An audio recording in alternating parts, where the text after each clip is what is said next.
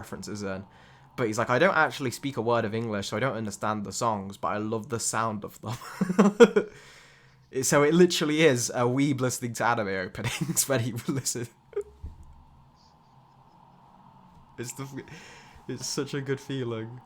Alright, I'm putting on the shades.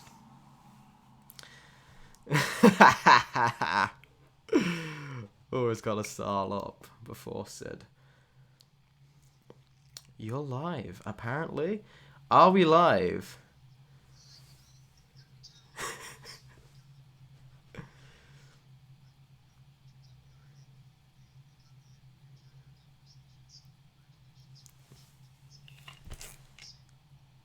No one can cancel me. That was all praise. Anywho, welcome. I am a geek for fun, and joining me is my ever-present rival, Sid Part 2.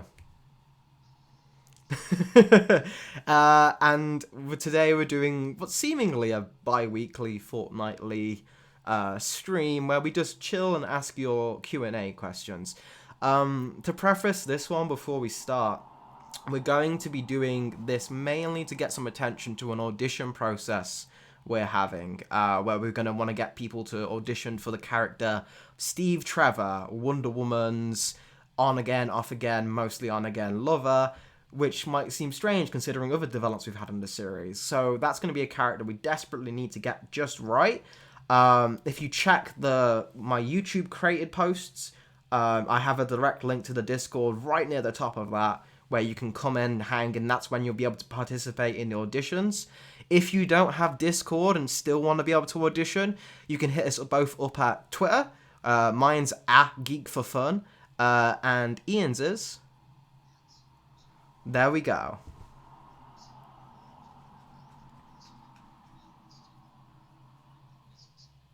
Yes, so if you just go, failing that, just go to the My Business email on the YouTube page there, and you can come and contact me directly. So yeah.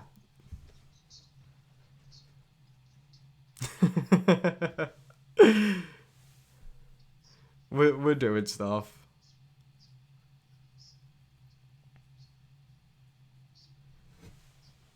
Good then.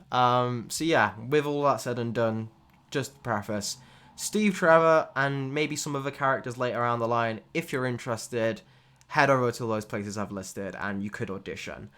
Other than that, hi guys, if anyone, we're going to be answering DBDC questions, but also, while we're here, if you want to throw in any other what if suggestions, you can. And also, as we start the stream, if there's anything up with our things, let us know.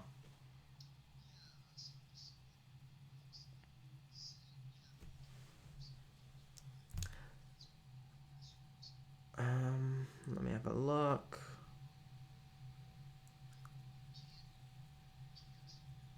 We can hear you, man. Okay. How about now? Let's see. I'm gonna just talk, and people let me know if they can hear me in the stream. Thanks so much for letting us know. I hear him, but it's like a whisper. It's like a whisper in the night. Like a little prayer down on my knees. You know I take you there.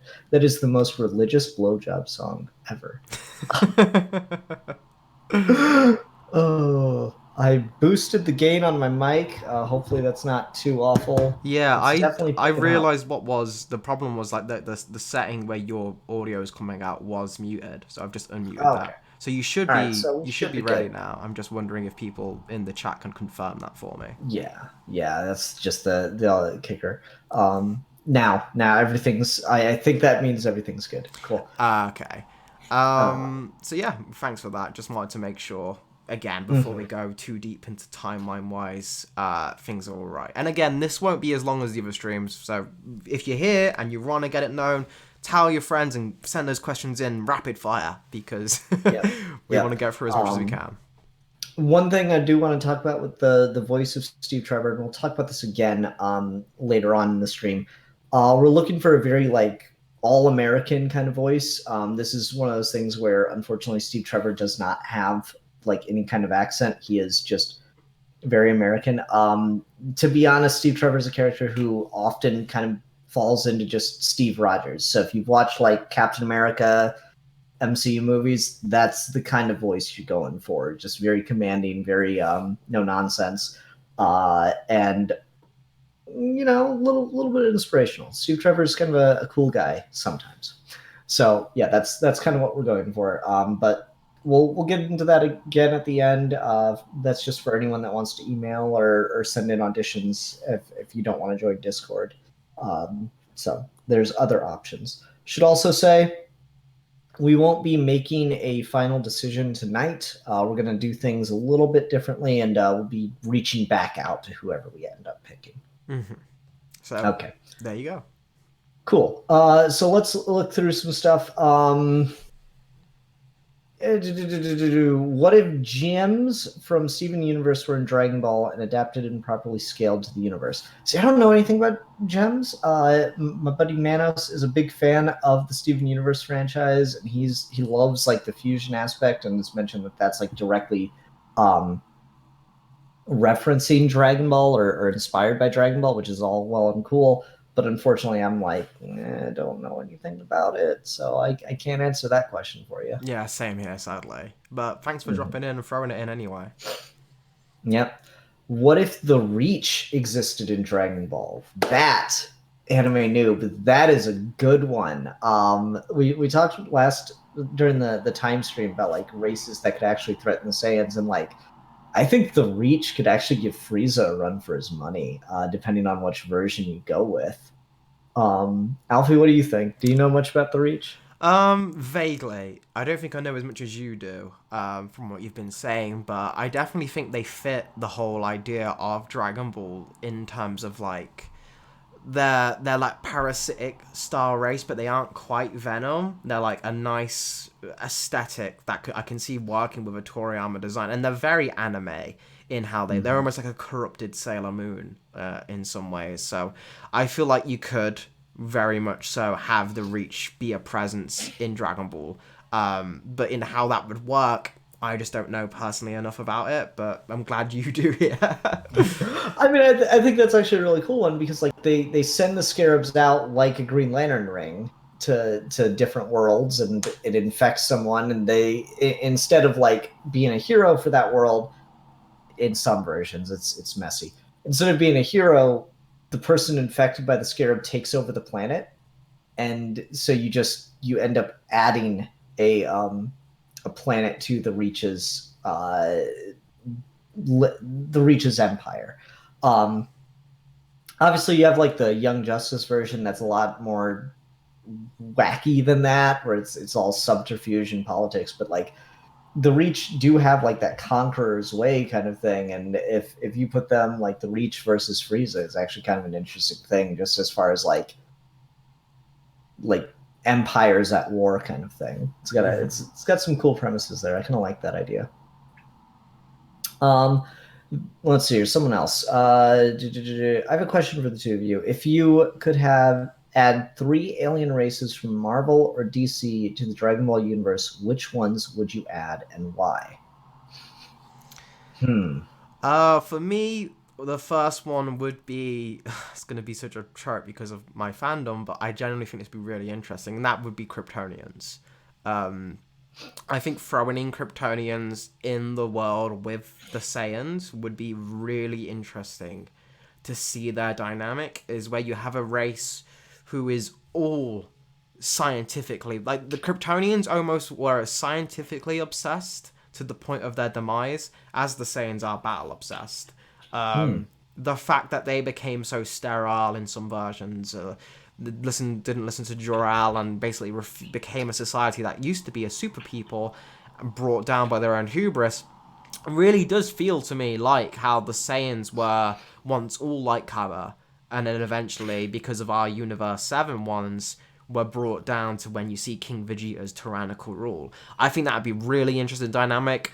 Of course, I just wanted to have the excuse to have Kryptonians versus Saiyans, because that would be a really cool dynamic, but I also think it'd be interesting to see how a race like that, when they're powered by the yellow sun, they're just as formidable as anyone in Dragon Ball, but they can't really train because their power doesn't come from musculature or ki.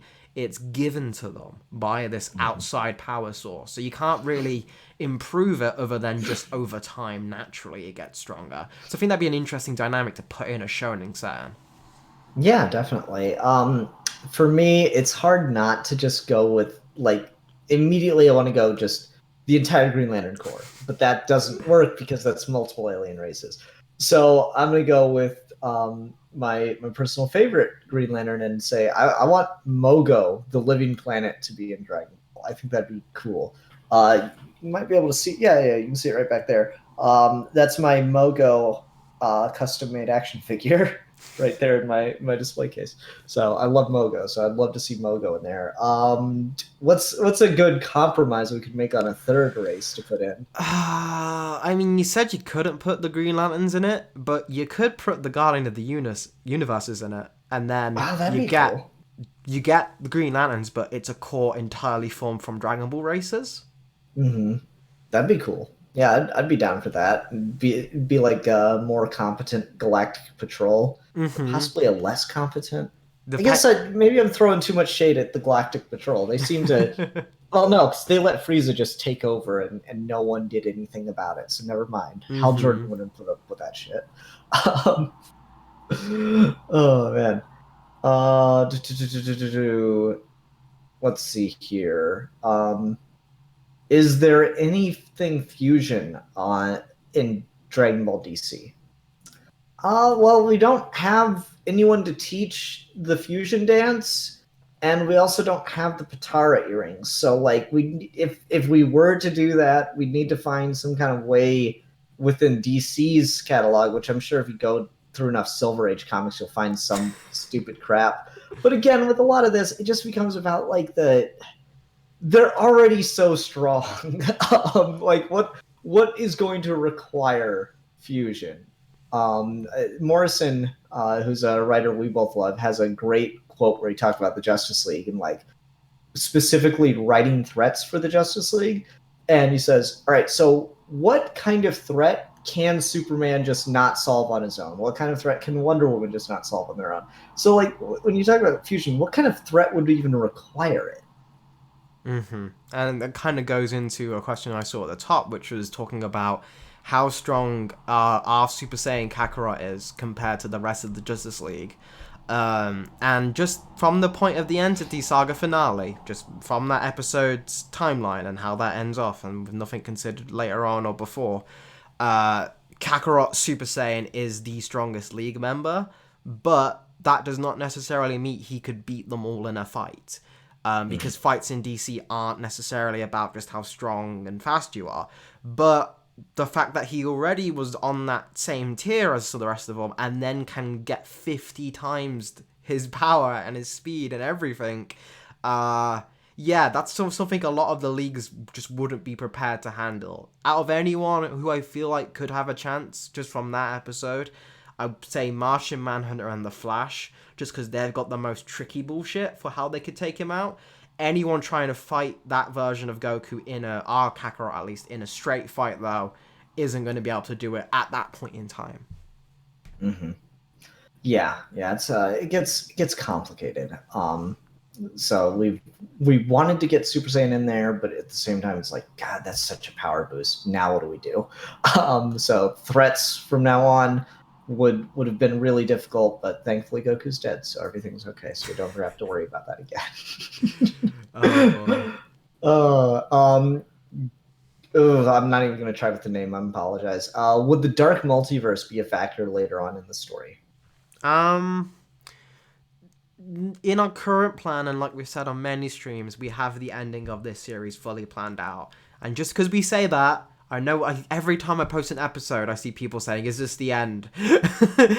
No, just because we know where the end's gonna be, we've got the long stint of planned out, and frankly, it keeps getting longer. So we know the end point, but the stuff in between just keeps expanding. So we're here for a very long time with DBDC, folks. Don't worry about that. But currently, there haven't been any overt plans for the Dark Multiverse. Given it is kind of a trippy, wacky point of DC, I am likely to probably mess with it eventually. I love my multiversal meta commentary stuff. And we've got a lot of stuff coming up that's going to really lean into that. So I think I'd be surprised if it doesn't turn up in a mention somewhere eventually. Mm-hmm. Double Kick Sanji is in the stream. He's like, and we've been ignoring him. We're sorry. Please forgive us. Oh, I'm so sorry, Goku. Ignore Kakarot. So yeah, cool.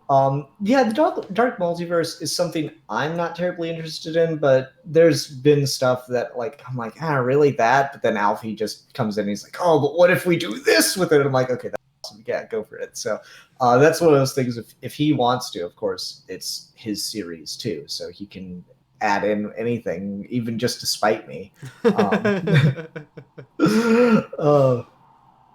Will you make an arc based on the Endless? Also, what do all the Robins think of Goku?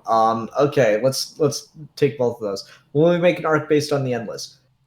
Dude, this is fucking fan fiction putting Dragon Ball characters in the DC universe.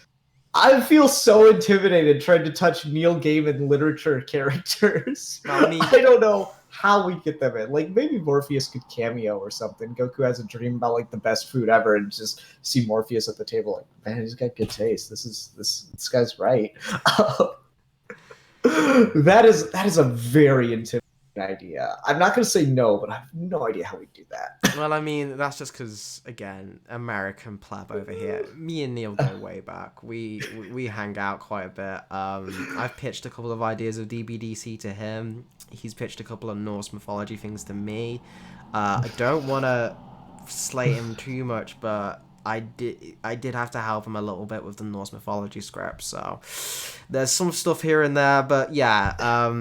Neil's good, Neil's fine, and if he wants to let us use any of his stuff without suing us, I mean, I can probably go meet him down for a Coca-Cola or something. On the Robins, though, how we're going to handle all the different Robins meeting Kakarot and how their interpretations of him.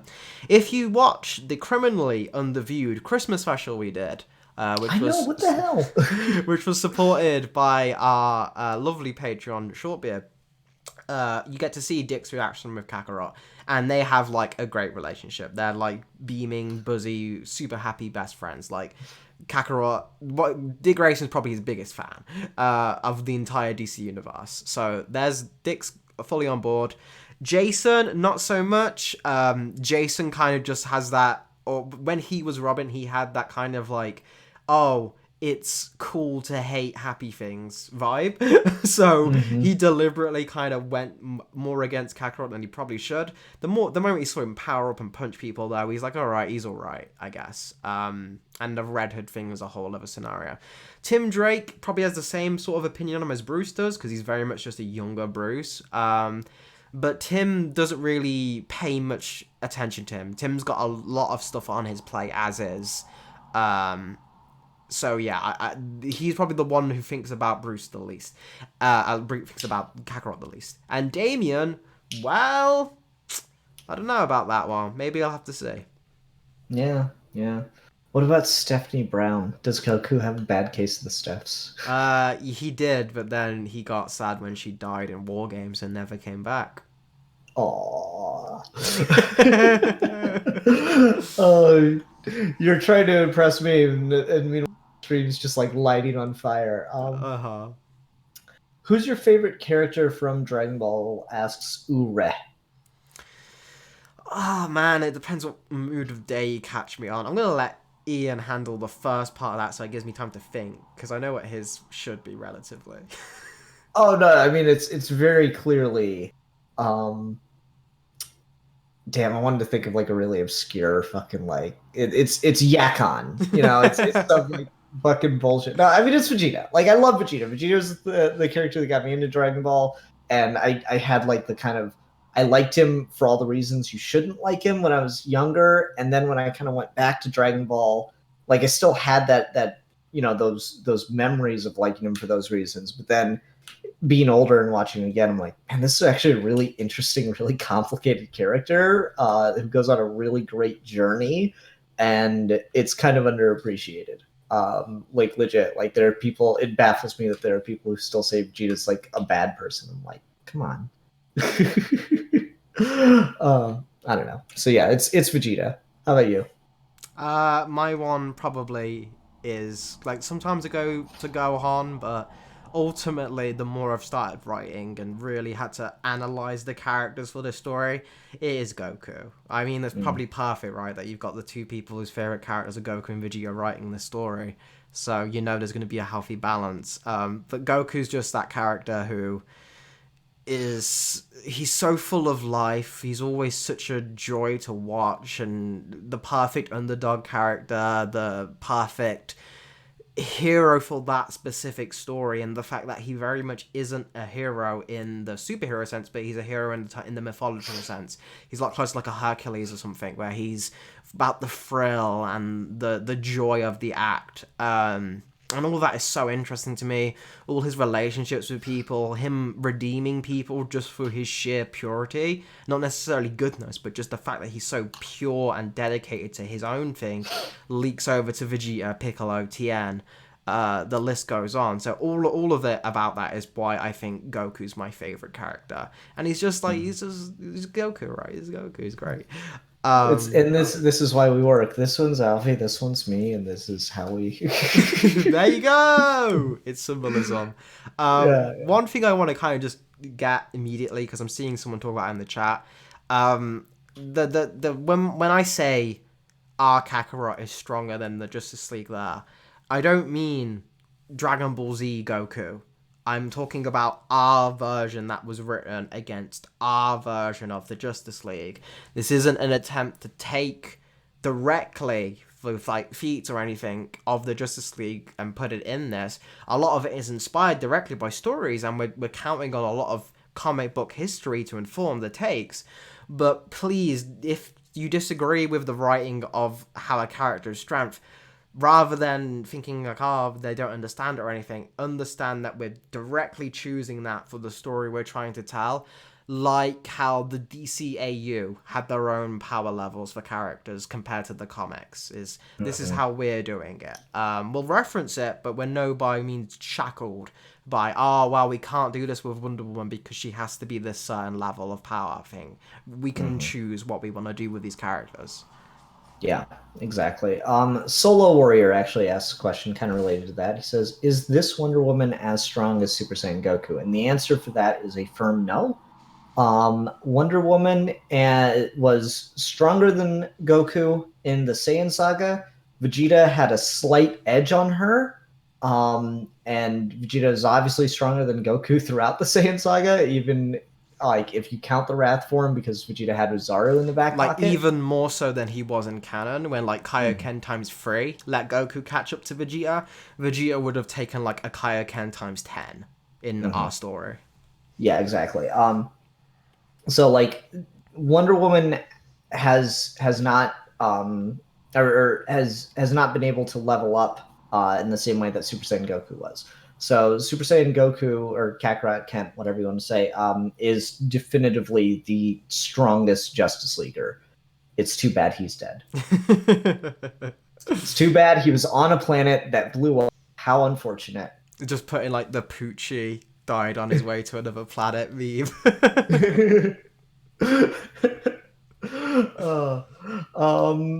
I'm trying to, like, since we're doing such a short stream tonight, I'm trying to jump around and not answer, multiple questions from the same people. So, Femi Ugundala, yeah, that's definitely not right. Would there be a Kakarot Prime?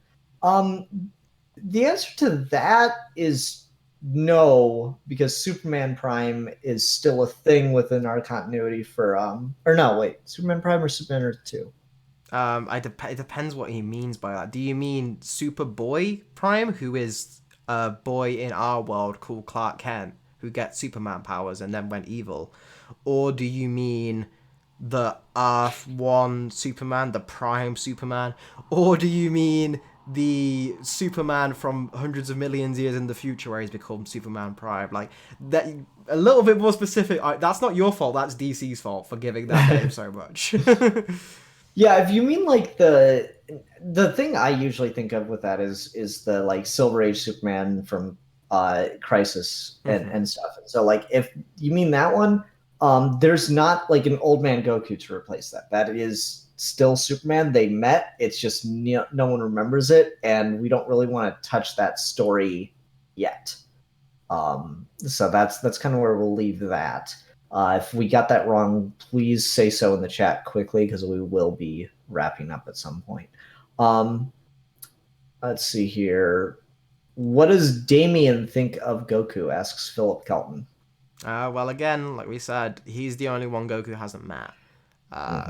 Damien, when the League left for the Entity Saga, Damien had just showed up in Bruce Life's pretty like a couple of months ago. Like in that run, he's not Robin yet. So when Bruce went off and died, that very much does correlate to when Bruce died in Final Crisis, except for R1, he didn't get zapped to the past, he got stabbed in the fucking heart. So there's that. In Yaya Iko, to kind of go back to what you were saying earlier about the scaling, is talking about, oh, well, you could say that DC Goku trains a lot harder and is stronger than SSJ Goku, but you don't, than normal DBZ Goku, but you don't make that clear. We've, on multiple occasions, tried to make that very clear, that Dragon Ball DC Goku has just a higher base than normal Dragon Ball Goku ever has. From the basically not the very start, but like episode 1 of the Saiyan Saga, he has a much higher base than normal Dragon Ball Z Goku. And it's, it's one of those things where we want to give the audience credit, and we'll talk about that more in stream than we will in video because it would break the narrative structure. But we do try to give the audience credit and like display things that demonstrate the jump in power that these characters experience by just being in DC. So that's one of those things. Like, if you didn't feel that was clear, I would suggest going back and watching some of the episodes again, because we do really try to stretch and make that as clear as we can. Let's see here. Tricky Star. Damien is still a baby, right? No, he's not a baby. He's 10 years old. Spider-Man 2099 says, will Nappa join this? Nappa is going to go off and become a movie mogul, like PFS said. That's Nappa's fate, confirmed. You don't know. Yeah. A lot of people are making assumptions about the end of the Entity Saga finale. That I would just say the fact that when we don't mention stuff of like, oh, and then this happened, very often it's because we're going to reveal something later.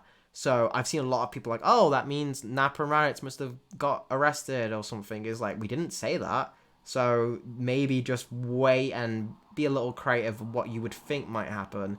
There's definitely a reason why they got brought back. Kyle Rayner couldn't control his power, so he didn't mean to. But story-wise, there are plans for good old Raditz and mean old Nappa. All right, let's see here. Roman Cleveland. Will Goku have multiple love interests, or is Lady Shiva going to stick around a lot longer? Well, I mean, at this point, is it even a love interest? They had sex, but you can very much argue, does Goku even understand what's going on with that? Or did he just think it was fun training? I will say, rather than a love interest thing, because with Goku, it's a very different conversation than, say, like, Vegeta love interests example. We're going to be keeping Shiva around for a lot longer. She is a very important character to the narrative. But she won't necessarily be... When Shiva shows up, she's going to say something very important. But that, by its nature, means she might not be a constant figure. But just know she will continue to rear her world's martial artist #1 head in now and again. Especially as like we've said in the last stream, and from the art, we're going to be delving into Cassandra Cain quite a bit. Mm-hmm. Yeah, we're really excited to be bringing in more and more of these characters. So yeah, Shiva and Cassandra are going to be very important characters going forward. Joshua Benfield, I don't think we've done one of his questions. Says, will you guys make an arc based on the Parliament and add characters like Animal Man and Swamp Thing? What does Starfire think of Goku? Oh, have you ever read Swamp Thing? Because I'll admit I haven't. I've read Morrison's Animal Man though. I haven't read Swamp Thing. It's always been one of those things where the closest thing I've gotten from him is in other people's comics. I have read an Alan Moore written Swamp Thing comic where it's Superman Swamp Thing Jungle Line, and that was fantastic. So maybe I have a little bit more authority because I've got it from Alan Moore, but maybe, yeah, he's a fun character. Animal Man's a great character, and Starfire's a great character. I can't deliberately say because just from the tone of voice you can tell that they're not going to be integral, but again, there's a lot of DBDC to go around, and I'm sure if there is a demand for extra things to get extra scenes, we'll put that more in. You just have to make sure you respond. There's going to be moments in Uncopied episodes which will be like, alright, here's things we're mentioning, do you want to see more of this? Let us know, because again, some of the videos on this channel don't get nearly as many views as the other ones, so we do want to try and cater to what you guys want to see. It's just about letting us know what you do want. Yeah, that's a really good point. I feel like we can talk about this. Is we've written the scripts for the next saga. It's going to be 4 episodes. All 4 episodes are scripted at this point, and we're working on the voicing side of that now. And that's just part of why this stream for an audition for Steve Trevor, since he's a big character in the next saga. Haha, join the Discord. Yeah. So like we've written the scripts for the next saga, and there are moments in the next saga where we're like, and this happened over a year, and this happened, and this happened, and this happened. And it's all meant to be like, do you want this story? Or is just knowing that it happened cool enough for you? Or do you want us to like go back and do a spin-off episode? Because we've talked about like going back and doing like a Ra's al Ghul saga that takes place in the timeline of the first episode of Dragon Ball DC. It's just about whether or not the demand exists, whether or not people want to see that.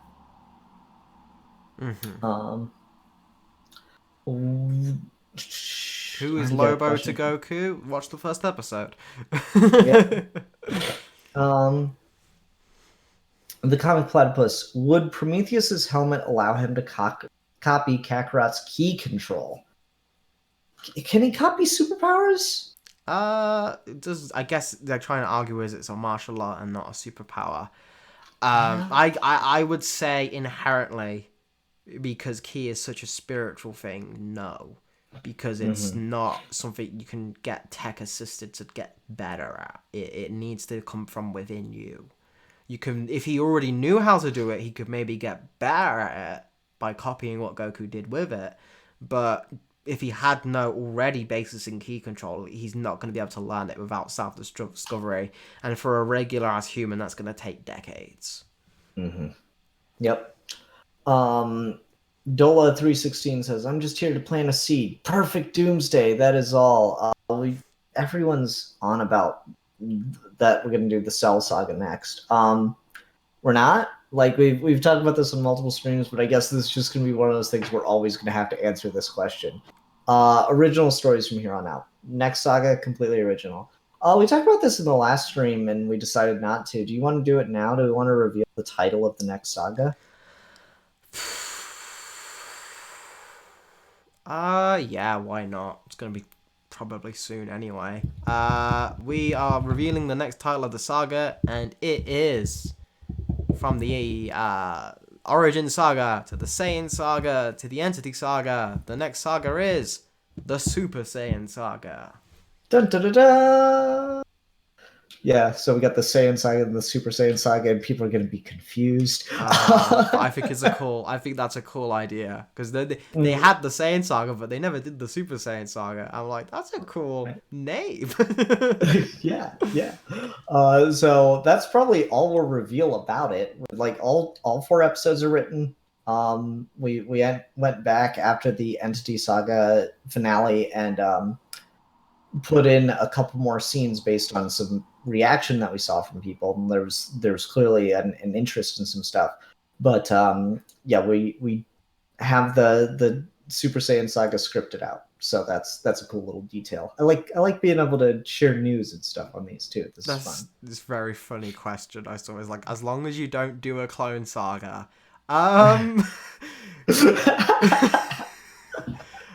maybe don't watch the very end of the Entity Saga then. Oh um, no.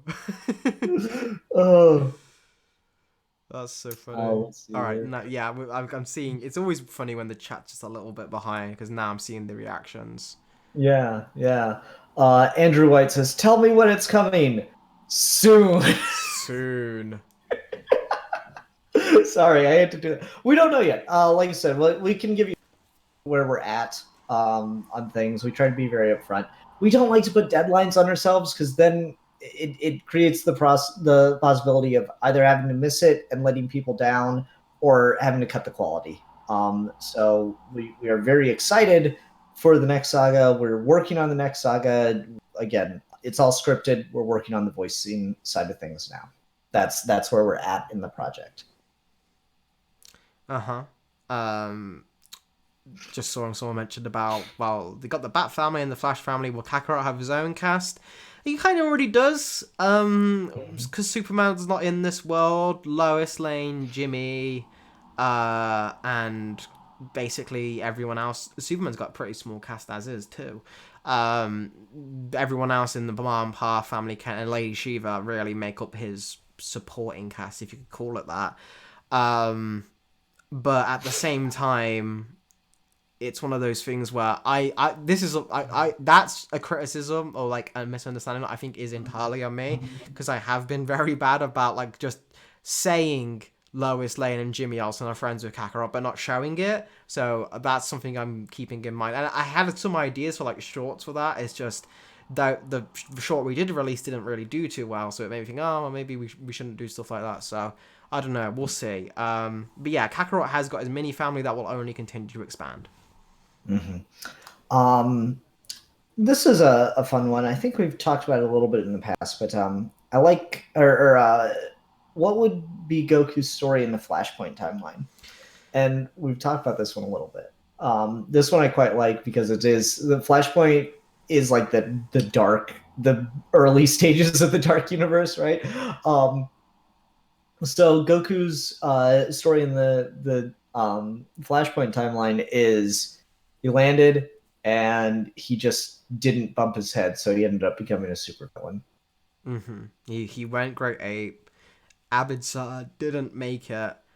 And so he killed Ma and Pa Kent, rampaged us around as an Uzaru, eventually just went back to his normal baby form, kept doing that on and on off again, uh, and just became a wilderness. Kind of like how Marvel Goku first starts out in Smug Sticks, except he never meets Magneto to kind of tame him. He just remains that kind of Kakarot personality sent to destroy the Earth. Mm-hmm. Eric Bright says, I really want to record my audition, but I also don't want to stop listening to the stream. You can join the Discord, and we'll be doing auditions there. After the last time we did auditions, it was kind of odd about it because it kind of put a weird pressure on people. So we'll be doing just Discord auditions. We'll explain it more on the Discord, but it'll basically be like everyone come to the chat, take a number, you'll enter the voice chat with Alfie and I and do your audition. So if you don't want to record your audition and send it to us, we'll be doing auditions that way as well. We'll be recording those kind of in mass.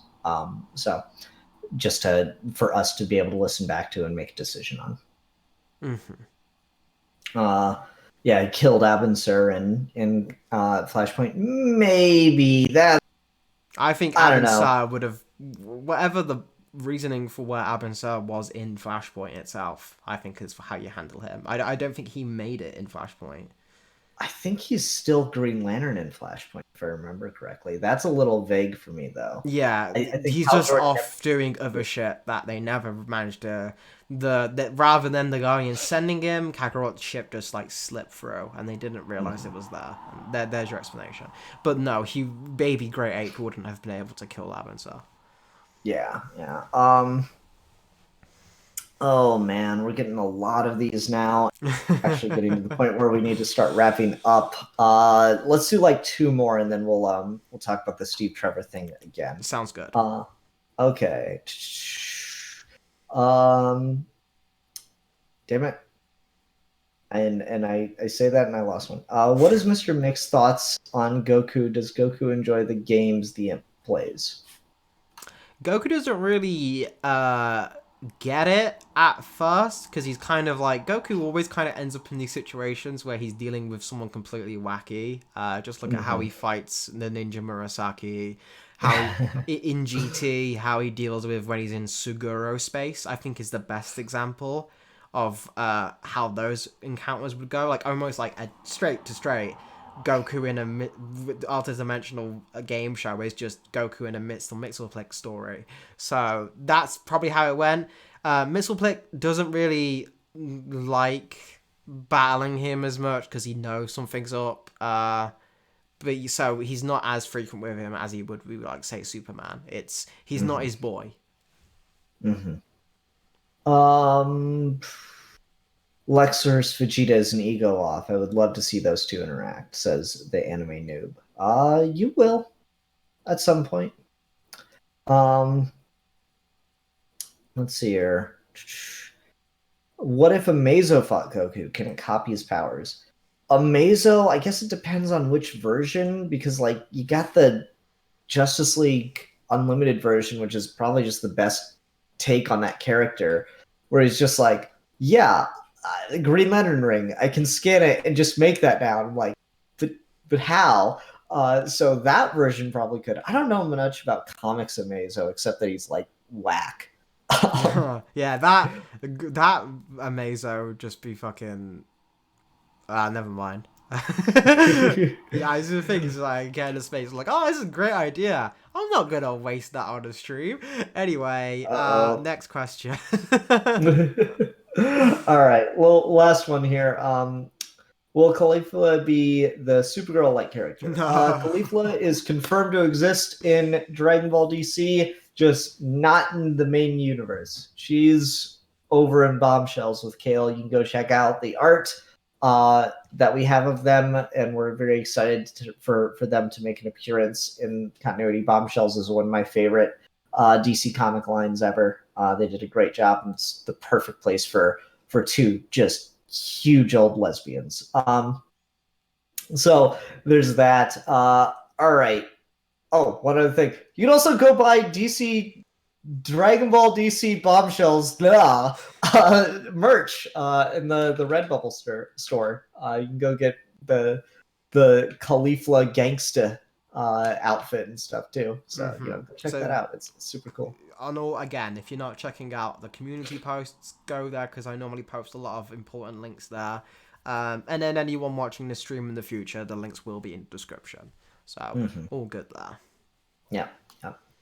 All right. So we're going to be talking about what we're going to be expecting for the Steve Trevor auditions for anyone that's going to join us in Discord to audition.